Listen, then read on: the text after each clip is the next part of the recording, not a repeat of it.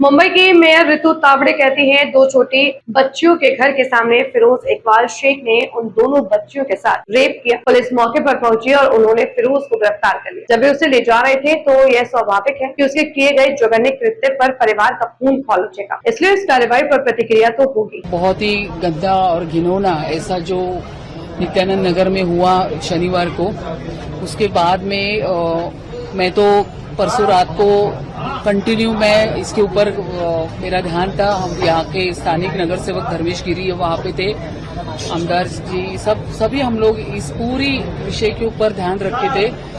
जब नित्यानंद नगर की दो छोटी छोटी बच्चियां 5-6 साल की, उन बच्चियों के ऊपर अटेम्प्ट टू रेप हुआ। उनके घर के सामने ही मुस्लिम युवक इकबाल क्या नाम है, फिरोज इकबाल शेख 38 इयर्स का था, उन्होंने अटेम्प्ट टू रेप छोटी छोटी दो बच्चियों के ऊपर किया।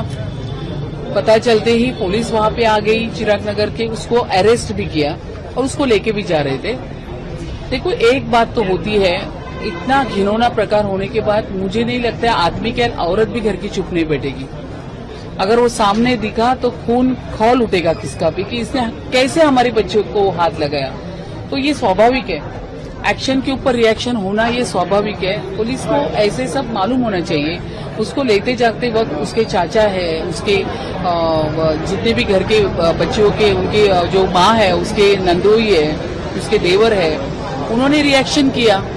रिएक्शन होने के बाद पुलिस ऐसा बोल रही है कि हमारे ऊपर उन्होंने हमला किया, जबकि मैंने वीडियो देखा, हमला नहीं हुआ है, उसको मार रहे थे।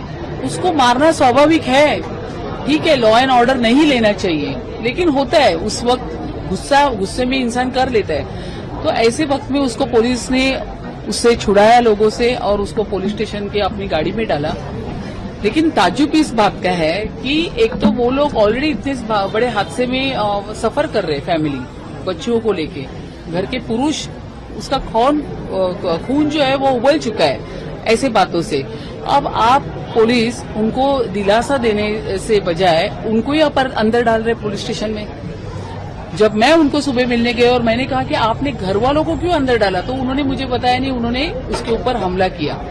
अब उसके बाद में रील आ गई मेरे पास। रील आने के बाद मैंने वापस सीनियर को फोन करके बोला, रील में तो कहीं भी ऐसा दिखाई नहीं दे रहा है, ये रील तो पूरा सब जगह पे हर एक के मोबाइल पे है।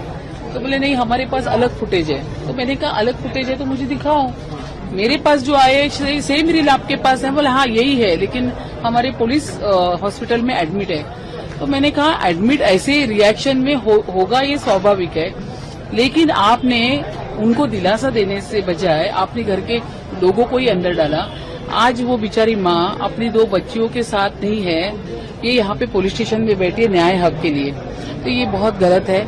इस तरह से मुझे भी इनके पास से अपेक्षा नहीं थी। उनको आज भी अभी भी अंदर ही रखा हुआ है। अब इसके ऊपर हमारे जो ईशान्य मुंबई के एक्स MP किरीट भाई सोमया दोपहर से यहाँ पे ठिया आंदोलन करके बैठे हुए, अभी भी इधर है। जब तक उनको बाहर निकालेंगे नहीं, पुलिस के ऊपर कार्रवाई नहीं होगी उनके गलत इससे, तब तक वो हटने वाले हैं नहीं। तो ये विषय के देखो आप, एक तो हिंदू मुस्लिम का विषय है, लड़कियां हिंदू थी, जो आरोपी था वो मुस्लिम था। एक तो वैसे भी ये वातावरण ऐसा है, इसमें आप पुलिस इसको बैलेंस रखने के बजाय घर के लोगों को ही उठा के लेके जाते, तो मुझे नहीं लगता ये कोई शांत बैठने वाले हैं यहाँ पे।